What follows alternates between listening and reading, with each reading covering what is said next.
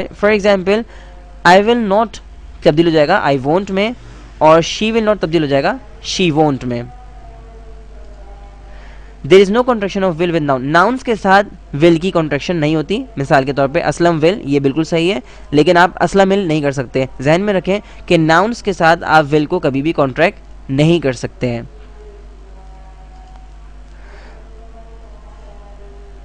अच्छा जी, अब हम एक बहुत ही अहम चीज़ पर नज़र डालते हैं, और वो ये है कि हम विल का इस्तेमाल करें या शैल का इस्तेमाल करें।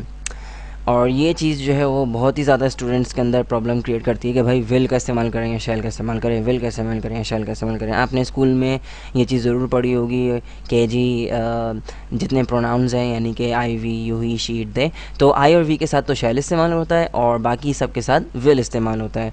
ये चीज़ आपने ज़रूर सीखी होगी, और अगर नहीं सीखी तो खैर मैं भी आपको ये बात बता रहा हूँ।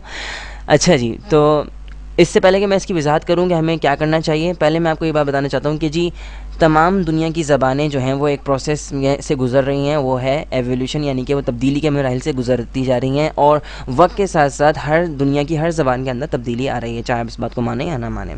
अब जो लोग जो है वो यानी कि अंग्रेज़ी बोला करते थे 100 साल पहले, तो अब जो 100 साल के बाद जो लोग अंग्रेज़ी बोल रहे हैं वो उस अंग्रेज़ी से बहुत ज़्यादा मुख्तलिफ है जो अंग्रेज़ी लोग 100 साल पहले बोला करते थे। बिल्कुल इसकी मिसाल इसी तरीके से है कि जो लोग उर्दू बोला करते थे, यानी 100 साल पहले जो लोग उर्दू जिस तरीके से बोला करते थे और उसका क्या तर्ज़ अमल था उर्दू का, वो और अब के लोगों का अगर मुवाज़ना किया जाए कि वो किस तरीके से उर्दू बोलते हैं, तो वो तो बहुत ही तब्दील है।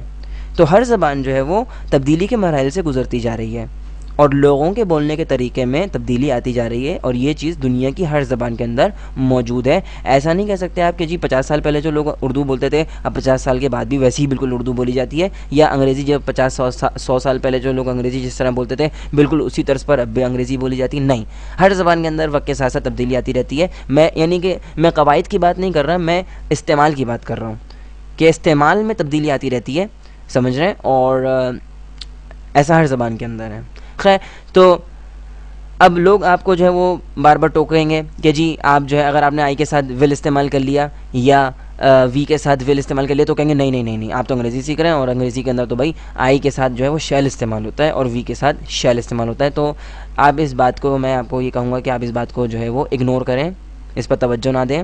वो इसलिए कि हम लोग इस बात को नहीं समझते, वो वही पिछली पुरानी बातों के पीछे हाथ धो के पड़ रहते हैं। और मैं आपको एक बात बताना चाहता हूँ ये कि अभी भी यानी कि बहुत सारे टीचर्स ऐसे हैं जो ये कहते हैं भाई तमाम प्रोनाउंस के साथ विल इस्तेमाल हो सकता है, और ऐसे टीचर्स भी मौजूद हैं जो कहते हैं नहीं कि आई और वी के साथ शैल इस्तेमाल होगा और बाकी सब के साथ विल। तो ये एक अजीब सी जो यानी कि चीज़ है कि जी ये मसला तो चल रहा है टीचर्स के दरमियान में भी, ये चीज़ चल रही है। बहुत से टीचर्स इस बात को मानते हैं, बहुत से टीचर्स इस बात को नहीं मानते। अब हमारा मसला है कि अभी हम किस बात को माने। मैं आपको कहूँगा कि आप सबके साथ विल इस्तेमाल कर लें, ये मेरा पर्सनल ओपिनियन है, और बहुत सारे टीचर्स इस बात को मानते हैं और लोग इस तरह इस्तेमाल करते हैं। इसकी सबसे बड़ी वजह ये है, यानी अगर आप अंग्रेज़ों को सुनेंगे तो आप ऐसा नहीं सुनेंगे कि वो आई और वी के साथ तो शैल इस्तेमाल कर रहे हैं और बाकी सबके साथ वो विल इस्तेमाल कर रहे हैं, ऐसा नहीं है। वो सबके साथ जो है वो विल इस्तेमाल करते हैं और करते रहते हैं, और आप भी कर सकते हैं।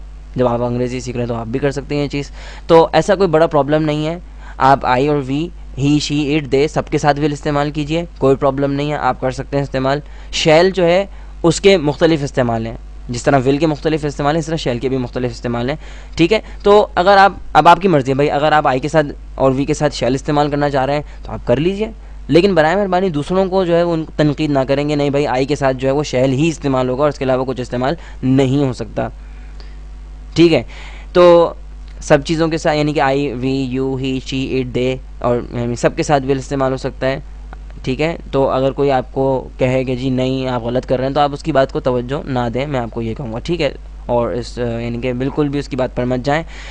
उसकी सबसे बड़ी वजह ये है कि आप कन्वर्सेशन कर रहे हैं, कंपटीशन नहीं कर रहे हैं, ठीक है। आप लोगों से बातचीत कर रहे हैं, आप किसी मुकाबले में शरीक नहीं हुए कि अगर आपने आई के साथ आई के साथ विल इस्तेमाल कर लिया तो आपके नंबर कट जाएंगे और आपको पहली पोजीशन नहीं मिलेगी, ठीक है ना। तो जहन में रखें कि यू आर टॉकिंग, आप बात कर रहे हैं, यू आर कन्वर्सिंग, आप लोगों से बात कर रहे हैं, आप कंपटीशन नहीं करने गए। जब आप किसी दुकान वाले के पास गए या कहीं आप बाहर जाके लोगों से बात कर रहे हैं तो आप उनसे बातचीत कर रहे हैं, आप उनसे मुकाबला नहीं कर रहे हैं वहाँ पर जाके।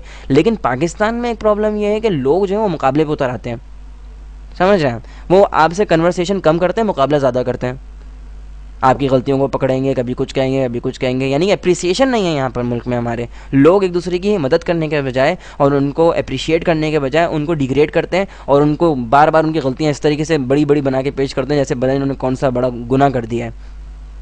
तो जहन में रखें कि आप सबके साथ विल को इस्तेमाल करें, ठीक है, कोई प्रॉब्लम नहीं है। आप कन्वर्सेशन कर रहे हैं, बात कर रहे हैं, और कोई आपको ये नहीं कहेगा जी आप गलत कर रहे हैं, ठीक है। और अगर कोई ऐसा कहता भी है कि जी नहीं आई और वी के साथ शैल ही इस्तेमाल करना है, तो आप एक कान से सुने और दूसरे कान से उस बात को निकाल दें, ठीक है।